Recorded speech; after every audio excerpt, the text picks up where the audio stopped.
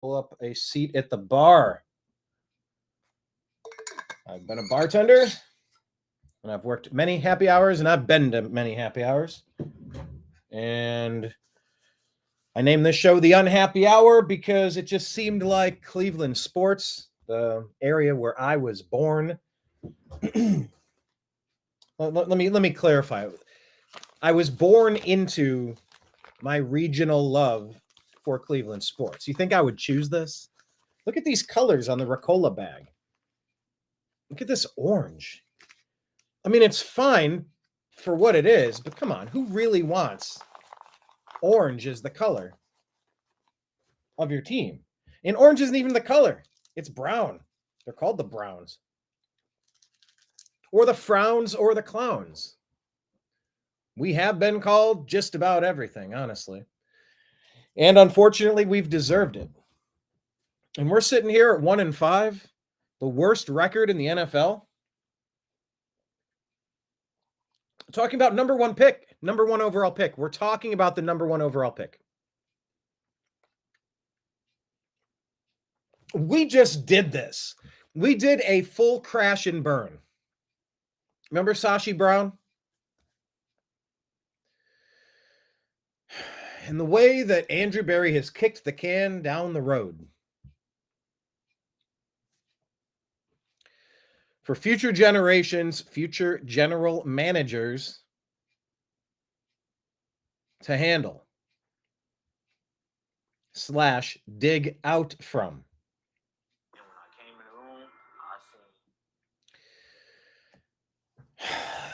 The Browns are in a bit of a jam, folks. And there's a lot of time that we can discuss those particular topics. Let me just say this. I am so frustrated with Andrew Berry, Kevin Stefanski, and Jimmy Haslam.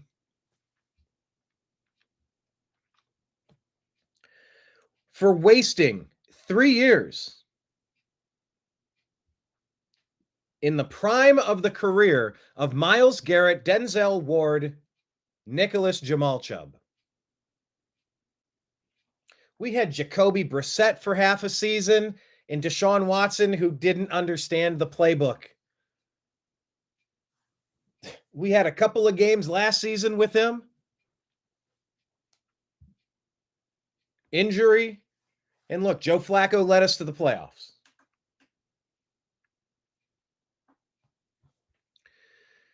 We could have had all these extra draft picks in Baker Mayfield. A healthy Baker Mayfield behind center for the prime of these careers. The entire crew of the rebuild. Denzel Ward, Nick Chubb, Myles Garrett. I would like to see Baker Mayfield throwing to Amari Cooper because maybe it looks like Joe Flacco throwing to Amari Cooper. No, instead, we get this Watson thing. Now, look, I'm actually going to take a step or two back from completely pushing Deshaun off the cliff. It seems like the narrative has changed. But, I read a comment and it summed it up fairly well for me. We're 2 Amari Cooper catches away from being 3-3. So it is interesting that Kevin Stefanski is naming Deshaun Watson the starter. And look who we got rid of first. The very first addition by subtraction was not Deshaun Watson. Don't make me defend Deshaun Watson. But I am. I'm just trying to be objectively fair based on what I'm watching. That's all I ever do. Whether it's sports, politics, doesn't matter. I look at something and I try to analyze it.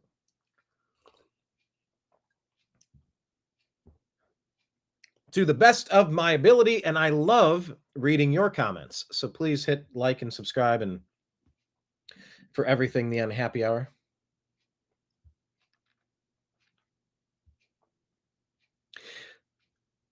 But look, Amari Cooper, he came in very unhappy this year. He wanted a long-term extension. He wanted a large contract. And he has every right to want that. Of course, he has every right to want that. The Browns, meanwhile, we're trying to trade him, trying to swap him with the 49ers, trying to get one of their wide receivers. Amari wasn't happy. And he came in this season looking very unlike the person who put up 1,200-yard seasons back to back.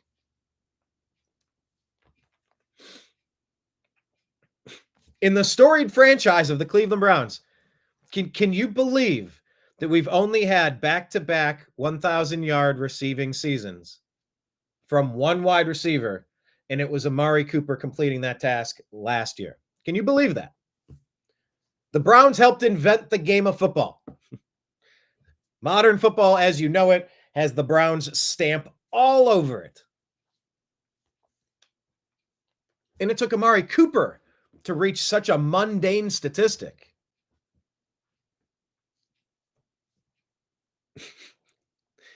How many I would love to see them do the math. Where's our Darren Campo or some of you math guys, statistical guys? Darren famously on ESPN for World Series of Poker. Darren, who were you on with? Was it Phil Hellmuth? Who were you playing on that table? I forget. Daniel Negreanu? I do forget who you were playing. But I'd love to see how many other teams have had back-to-back 1,000-yard receiving seasons from the same guy. And I'd love to know how many times that's happened. Jerry Rice had, 14 in a row for the 49ers? So we need to grade what we've witnessed. This is a general manager failure. This is an F from Andrew Berry. Now, you might say, this isn't an F. We got 2 great seasons out of Amari Cooper. Some say the 2 best seasons of his career. And then we traded him for more than we got back. I'm sorry, let me rephrase that. We traded him away and received more than it cost us to get him from Dallas 3 years ago. It cost you a 5th. And look, you got a 3rd back. What did we get? Let me pull up the terms. It's a 6th and a 7th.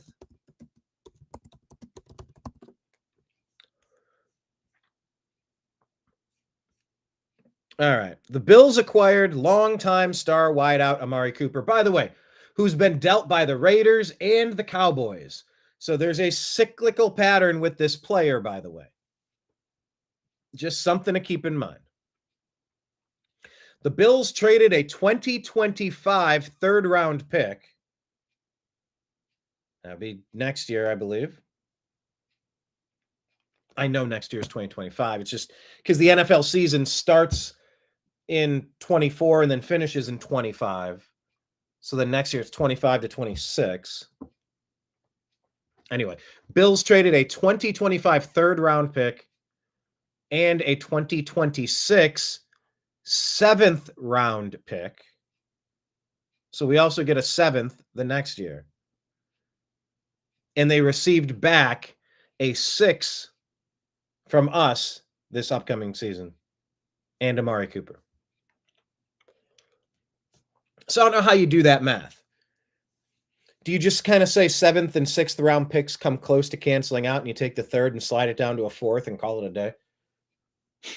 Did you follow that math there? I don't know if that made sense, but to me it did.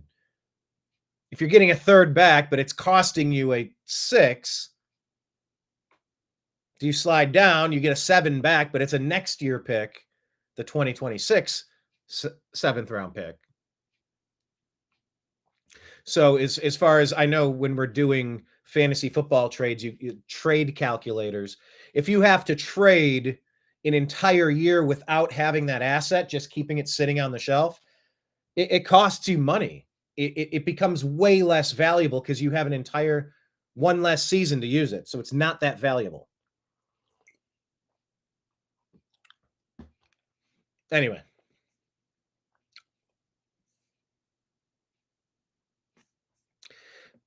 That's the first change that has occurred with the Cleveland Browns. Now, there are a lot of other problems. I saw Leroy Horde was now calling. He's done with Watson. Quincy Carrier's done with Deshaun Watson. I mean, look, I've been done with Deshaun Watson for a really long time. But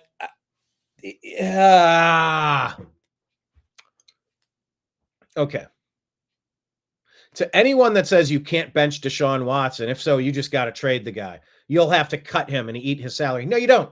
No, you don't. These are grown men, and they're allowed to be benched. They're allowed to be benched, period. Hey, we're gonna see what Jameis can do. We're gonna see what DTR can do. This offense is not clicking. But what if Nick Chubb? What if Nick Chubb is the thing that clicks? What if it is? Well, we're gonna get to find out. They appear to be backing Deshaun Watson right now. At least publicly. Maybe not happy about doing it. But they're locked in. Back to Darren at the World Series of Poker. When you push all your chips into the middle, like the Browns have done, they mortgaged the farm, burned the entire fan base that said, no, what are you getting rid of Baker Mayfield for? He's shown us glimpses of being awesome.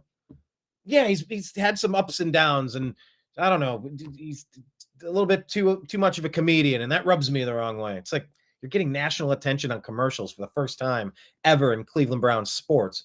Oh, but that's not good enough. Nothing's good enough for grumpy Browns fans. And trust me, I can be grumpy, but I'm grumpy with reason. I'm talking about people that are grumpy for no reason.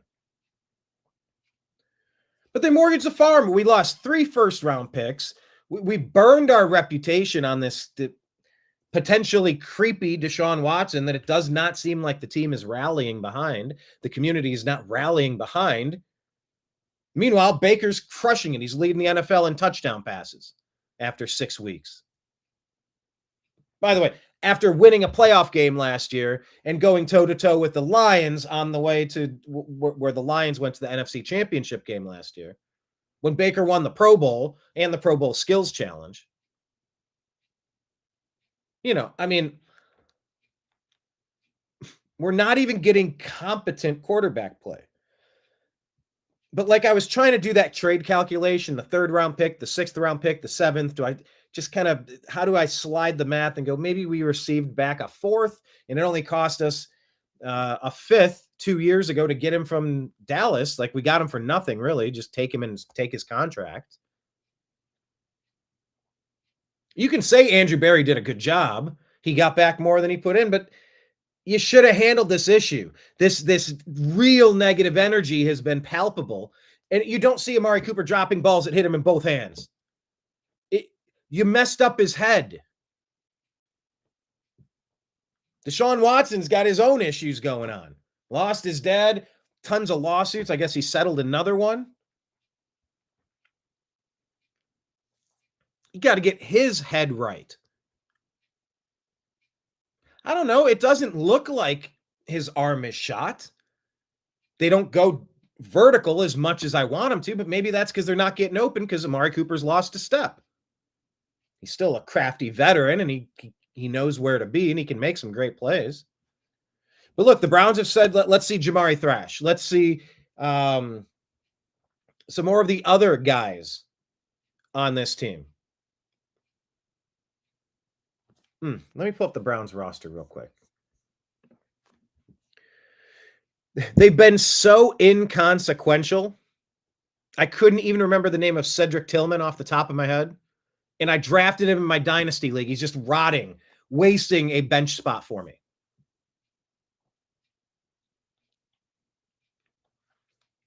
They're like, all right, well, let's see what Cedric Tillman can do. 6'3", 215 out of Tennessee. 2-year pro. Let's go. Jamari Thrash out of Louisville. I mean, the guy's got moves. Get him the ball. Elijah Moore, same type of player. Thrash is 6'0", Moore's 5'10", 23, 24 years old. Except Elijah Moore has 4 years of experience out of Ole Miss. Jerry Jeudy, look, you're getting rid of one Alabama wide receiver. You got another Alabama wide receiver. Is Jerry Jeudy going to be the number 1? Is that what we're doing here? Unfortunately, David Bell is out for the season. I think he's out for the season.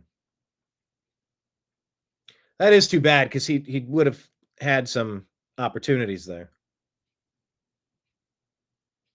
Also on our practice squad, Jalen Darden out of North Texas, 3-year pro. James Prochet out of SMU. Kadarius Toney out of Florida. Now there's a guy that needs a reset. Michael Woods out of Oklahoma, sitting on the practice squad as well. So look, the Browns are going to figure out what they have. They have to. Are they drafting a quarterback? Oh my God, are they going to take Deion Sanders' kid at quarterback with the number 1 overall pick? Is that really the trajectory that we're on? Johnny Manziel, Baker Mayfield, Deion Sanders' kid. Is that really what we're doing as a franchise? Please tell me this is not the direction we're going. By the way, with $230 million wasted dollars on the other quarterback that you thought was so great, you just wanted to replace Baker Mayfield with. Oh, I hated that trade from the beginning. He was damaged goods. He sat out for a season. You should have got him at a bargain basement discount, not 3 first-round picks, a 4th and a 5th, or whatever we gave up.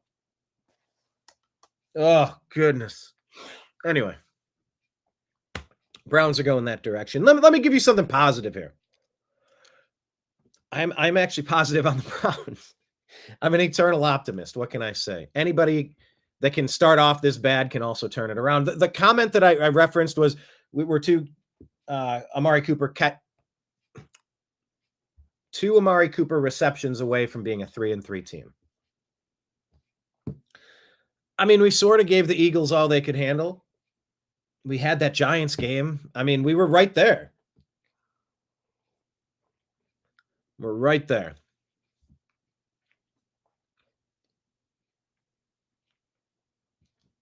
Let's see if Holly can hear me. Because the Browns are playing the Bengals this week in Cleveland. And over the past couple of years, the Browns have been in charge of the Cincinnati Bengals. We've been the zookeeper. There's no doubt about it. And we're getting Nick Chubb back. This is a big freaking deal. Let me pull this up here. I haven't had a chance to see it. I've been warned that it's moving. Yeah, moving me to a bigger house. That's from The Simpsons. All right, let me share the screen with you, and I want to read this for the first time. This came out yesterday. Meant to react to it yesterday. Working. Shh. All right. I guess this is me working. I don't know. All right. The Players Tribune. Cleveland got my back. There's Nicholas Jamal Chubb, who I wish was still playing with Baker Mayfield with that core of players. October 16, 2024. This is yesterday. Here goes the Players Tribune article. Damn, I really did that shit again. That was my first thought after I went down against Pittsburgh last season. When you get hurt like I got hurt, the weird thing is that you don't even really feel anything, but you hear everything. You hear that weird silence in the crowd. You can sense your teammates kind of gathering around you. You're hearing a lot of, "It's going to be all right, bro." That's never a good sign. Once guys start getting down on one knee, you know it's pretty bad. If it's my teammates praying over me, maybe it's just a bone bruise. Maybe I'll be back by the playoffs. Now I got Steelers praying over me. That's when you know how it's serious. The dark thoughts start creeping in. I really did it again, huh? They might not be able to put me together again this time. This might be a wrap. Why me, Lord? Just why me? This is not my first rodeo, says Nick Chubb in this Players Tribune article. My sophomore year at Georgia, just as I was really starting to make a name for myself, I had one of those freak injuries that can end your career. I was just trying to finish out a run, get an extra yard.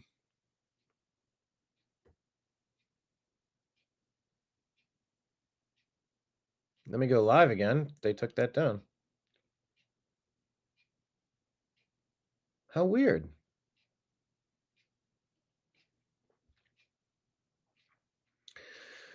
Rebooting Facebook because they don't like me using this group, talking to my group, staying live, going live.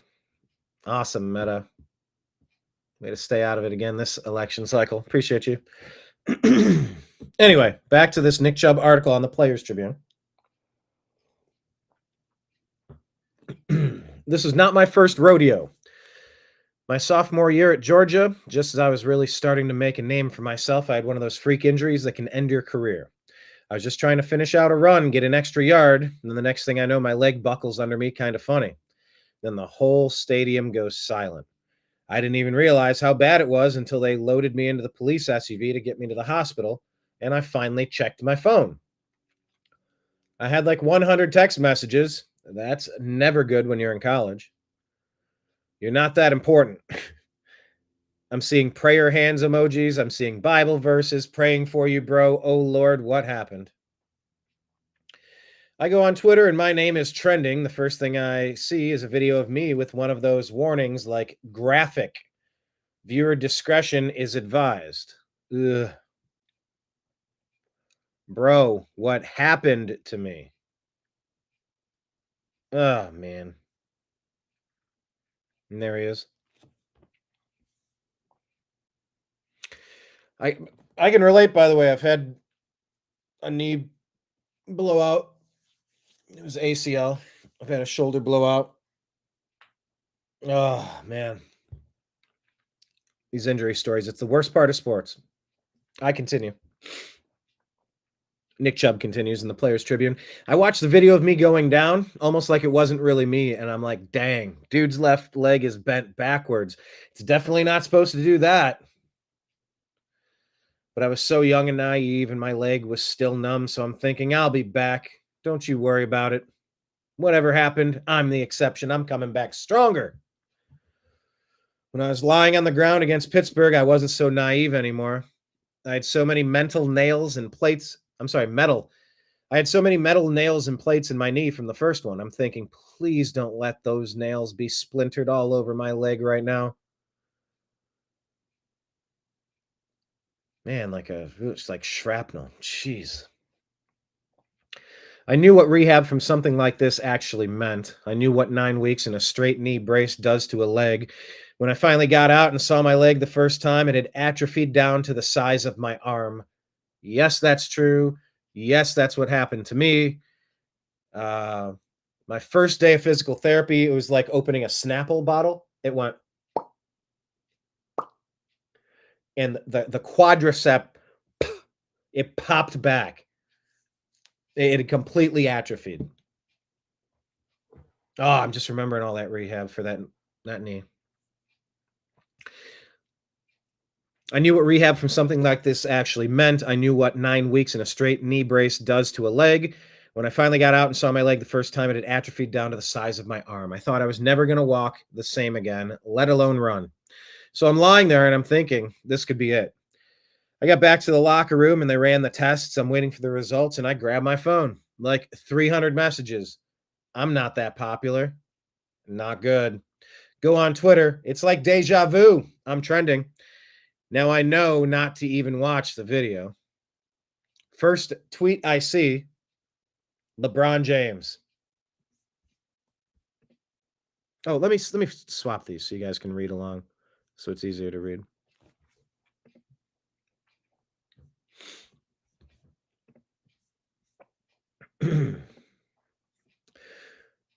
First tweet that I see says Nick Chubb, LeBron James. Damn, man. Jeez, I gotta how do you explain emojis? Is that a hand over a face emoji? And prayers, Nick Chubb praying for the absolute best. The funny thing is, he didn't even tag me, but the algorithm knows who I am, so it served it right up. Praying for the absolute best. I'm like, oh my God, what happened? I'm alive, right? It's got to be surreal. Jeez, imagine how Trump felt. Imagine how many messages were in Trump's Twitter on his cell phone. And he was like, "Damn, am I still alive?" Nick Chubb continues, "I'm like, oh my God, what happened? I'm alive, right?" For real though, those messages meant the world to me. Just LeBron and everybody showing me love in a really dark time. But I can't lie to you, at that moment, I was thinking that I'd probably played my last NFL down. There was one thing that got me through it, one thing that kept me positive, and it's been the same thing since I was young. My why? My family. At 6 o'clock, the laughing stops. You only need to understand two things about me, and you got a pretty solid picture of who I am. I, I don't talk a lot unless I really know you. And even then, everything I did for my mom. Anytime the media ever did a story on me, it was always about my father's side of the family. And I can understand why. It's a great story. My great great grandfather helped to found a town of free blacks called Chubbtown. They built up a thriving community of businesses in Georgia during the Civil War era. It was a little miracle, honestly. That's my name, my history, my family's legacy, but it's only half of me. My mother's side of my family is my heart, my compass, my why. She raised me, and she was on her own for most of my childhood. Not just me, but my older brother and younger sister. I was the forgettable middle child.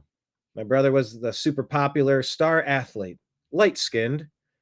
He'd be like the Disney Channel main character. My little sister was the baby.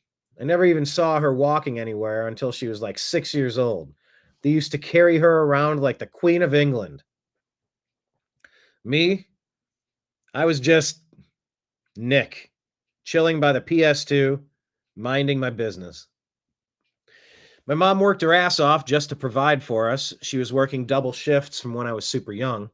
I used to sneak down from our bedroom and see her crying over bills late at night, like you see in the movies. That was our real life. Just super poor, super stressed all the time.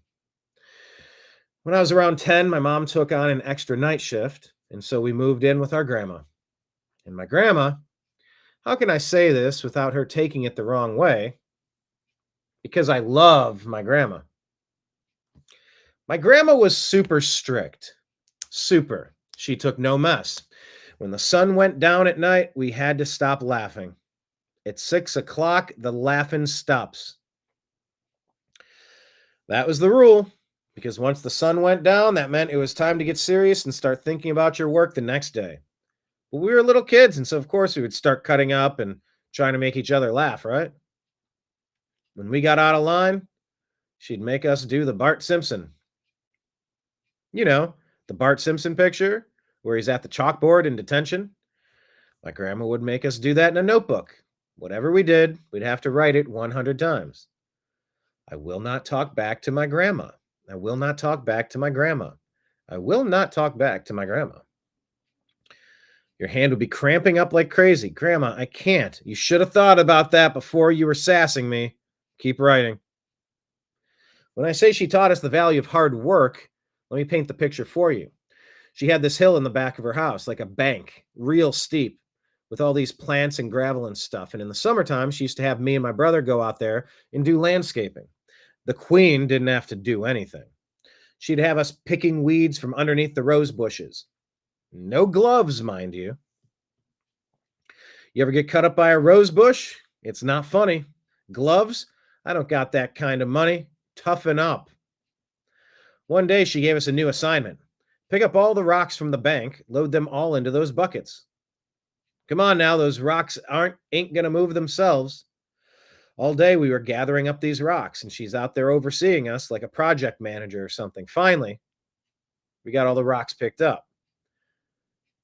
Okay, Grandma, what do we do now? Dump them back on the bank again. What? Yeah, but I want them even, spread out. Grandma, be serious. Take this rake, rake all the rocks. I want them smooth. Bro, when I tell you we were tired, Nick Chubb continues here.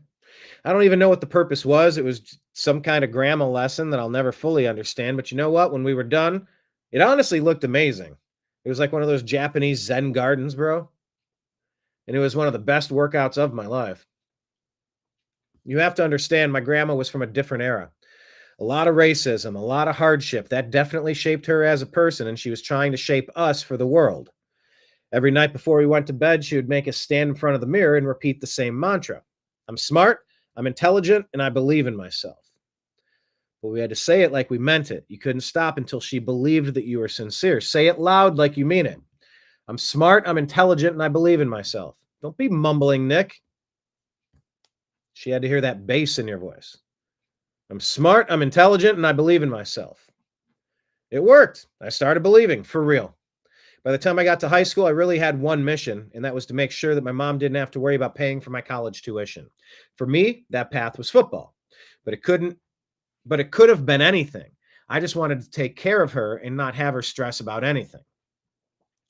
I remember when I first started getting recruiting letters from colleges in the mail, and it kind of dawned on her like, oh, so they really going to pay for your school? My son? That's amazing. Like I said, I was the forgettable middle child. We started getting so many letters that we put them in this big garbage bag. I had the hefty bag going. I still have it at my house to this day. By my senior year, I was committed to the Georgia Bulldogs. I always wanted a dog as a kid. That was my dream. That mean little bulldog was always the coolest mascot to me. I was just so locked in at that point, I was barely even playing video games. It was like a 24/7 grind. I remember I used to be searching my name and reading all these comments like, yeah, Chubb is a bigger back. They already got Sony Michel, and he's a 5-star. They might move Chubb to fullback. Fullback? Not going to be no fullback. Seeing that stuff, I was a man on fire. I remember I'd saved up my PE classes all 4 years in high school. You could pick when to do your PE, and I waited until my last semester so I could have 2 every day. I'm like, finally, I'm chilling. Can't wait to be just playing some dodgeball or some badminton or something. But my PE teacher was also my football coach, Mike Worthington. And I can say this because Mike Worthington is like a second father to me. Mike Worthington is crazy. He's like, you think you're going to be playing badminton? You think they play badminton at Georgia?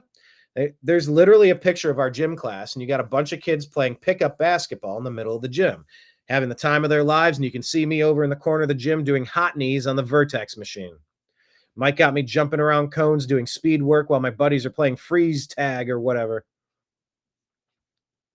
Yeah, Chubb is just a beast. Look at those arms. There's the slice on his knee. I got one of those too. I was so mad, man. But in my head, as I was suffering, I was just thinking, I am not going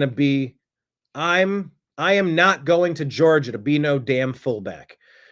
That was the hardest A+ I ever got in my life. But thank God for Mike Worthington and for my grandmother and for the way that I was brought up, because when you're young like that, you have no idea everything that life is going to throw at you. Obviously, life has thrown 2 major injuries at me now, says Nick Chubb. Were there dark days? Oh, yes. Listen, I'm 28 years old. What's that in running back years these days? 57? I know the business. I saw the rumors. Maybe they'll just cut Chubb. Man, they should cut Chubb. Matter of fact, they'd be stupid not to cut him. It's a cold world. I get it. The only thing that I could control was the work. Let me switch to that. There we go. Only thing I could control was the work. As soon as I got out of my brace and got back on my feet, I was back in the gym. I'm not a guy who likes fancy trainers and gyms that look like the club or whatever. I always go back to where it all started, the Cedartown High weight room. Membership is cheap. They got a water fountain. For me, just being in there and smelling that old smell, it hits different. I draw power from it for some reason. It takes me back to being a 14-year-old kid, young, poor, hungry. Stepping under that squat bar for the first time, just thinking, I got to get stronger. I got to make a name for myself. I got to get my family to a better place. I never want to lose that edge. And when you get to the NFL and you get some money in your pocket, it's so easy to lose it. So that's why I always go back. That's why I went back there this offseason once I finished my rehab. Me and Mike were just putting in the work, putting them rocks in the bucket. 8 months after I blew out my knee. And no, by the way, Nick Chubb, you did not blow out your knee. Minkah Fitzpatrick made a dirty ass head down missile attack on your knee in one of the dirtiest plays I've ever seen. Minkah Fitzpatrick and the Steelers, shame on them. And shame on the NFL for not suspending Minkah Fitzpatrick for as long as it has taken you to return. Minkah Fitzpatrick should have missed as much time as it's taken you to get here today.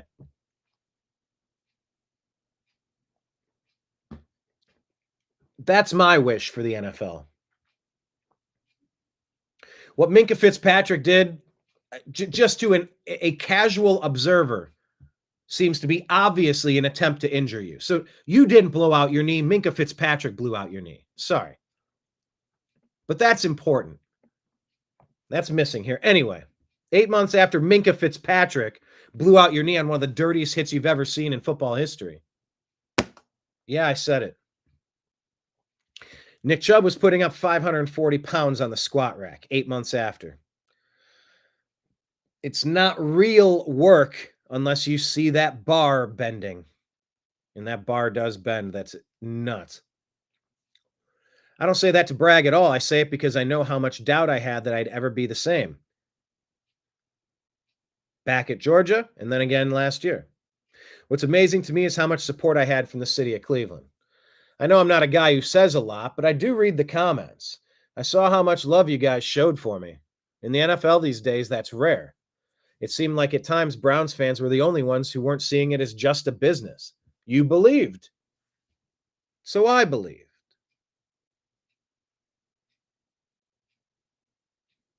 Back to that, I'm smart, I'm intelligent, and I believe in myself. I remember my agent calling me at the start of the offseason when the rumors were swirling, and he told me that there was nothing to worry about. He had talked to the front office, and they definitely wanted me back. But that wasn't just about numbers on a computer or something. Their reason was a lot deeper. Before I tell you what they said, you got to understand something about me and Cleveland. When I got drafted here, I didn't know a single thing about it. Never been.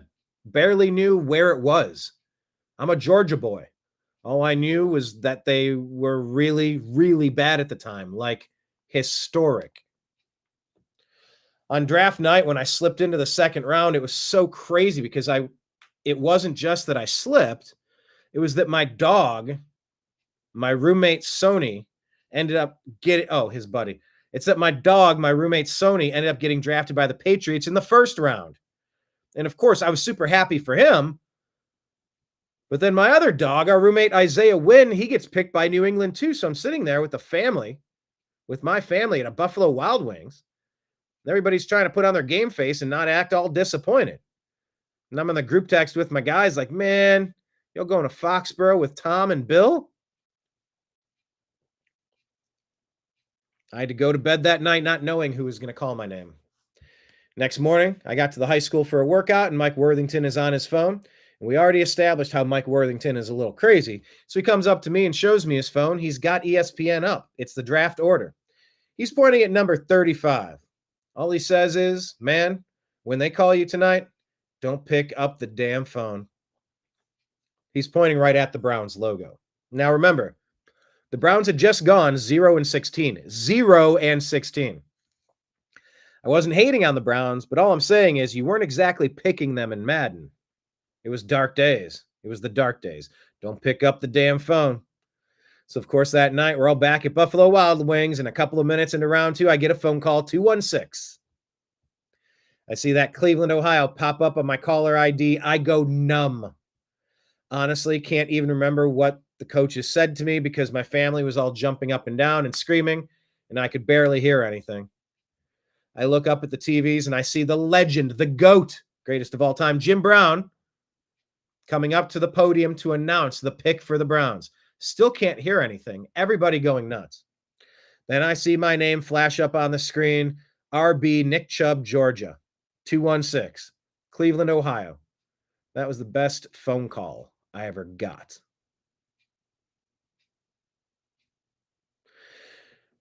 I turned to my mom like, as soon as I get a couple of those NFL checks, I'm retiring you, right? The Browns changed my life that night, but more importantly, they changed my family's life. Now, I think you understand what I mean when I tell you I was meant for this city. I've tried to work my ass off every day to get us where we need to go. And even though we've gotten close, I feel like I have serious unfinished business. That's why it hurt me so bad to go down last season. We were just starting to cook. I can't stop until I prove to everybody that I'm the undisputed best running back in this league. And I definitely can't stop until we get the Browns back to the top of the AFC. It's been too damn long.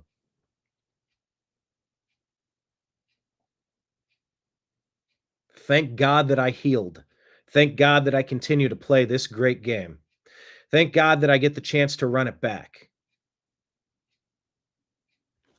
You want to hear what the Browns told my agent, by the way? When my agent called me to tell me the news, he said, I've never actually had a front office tell me anything like this. But they said that part of the reason they never entertained cutting you is because of how much you mean to the city. That really meant the world to me. Look, I know the deal. I had no guaranteed money left. The Browns had all the leverage. They could have left me high and dry, like so many guys in this league, but they had my back. You all had my back. That's enough talking for me. There's only one thing left to do now. I just got to pay you back. These rocks ain't going to move themselves. Let's work. Nicholas Jamal Chubb, everybody. So if you want a reason to watch the Browns game this week, watch it for this guy right here. Watch it for who I've considered to be the best running back for several years now. I'm fine if you say Christian McCaffrey's been great when healthy. You can rattle off any other great running backs, then put him top 3. Nobody's better than him. They're all just, they play slightly different games. This guy has been incredible. And he's back this week, and I think that's going to be trouble for the Bengals. I am picking a Bengals win. I'm going to wrap up this episode of the Unhappy Hour. I'm going to bounce right over to the Agree to Disagree show. We're going to go through the Twitter feed at American_media_. Make sure you're following the Unhappy Hour on X at the Unhappy Hour _ at the Unhappy Hour _ and join the private Facebook group, the Unhappy Hour Sports Show, a support group. Cleveland Indians go live today, 5:08 or something like that. The Tribe plays the AFC, the American League Championship Series. Yeah, 5:08. I was right. In Cleveland. Cleveland trail the Yankees 2-0. But look, it's not panic mode until a road team gets a win. Let's make sure that doesn't happen. You know, this thing could be tied 2-2. Actually, it's 2-3-2, right? So, like, the Tribe could be up. So let's just take care of business at home tonight. Play the best that you can. Let it rip. Give it all you got, Cleveland. Like, this is a good team worthy of support. So go check them out. At 5 o'clock, if you're more interested in football, I'll be doing a show with Mike Barra. You know him. He's an author, a lecturer. You've seen him on Ancient Aliens, but he's also a huge Seattle Seahawks fan. I sometimes join his show, Toxically Masculine Tuesday, on Tuesdays at 9 p.m. With Blake Wally. And we do a show called Strictly Football, where we break down what happened last week, then we make our predictions for the following week. So check that out. That'll be today at 5, but we're going to pause this show. We're going to stop it. We're going to relaunch as the Agree to Disagree show. So just hit refresh and come right back, and we'll see you in a moment. All right. Take care, everyone. Go Browns. I predict a victory over the Bengals. I really do. And I think the Browns can turn their season around. I think we're going to be fighting tooth and nail for a wild card spot. I got a hunch, and maybe Nick Chubb just pumped me up for what I needed. I think the entire team is going to look different, feel different. Amari's gone. Nick is back. That energy. Come on.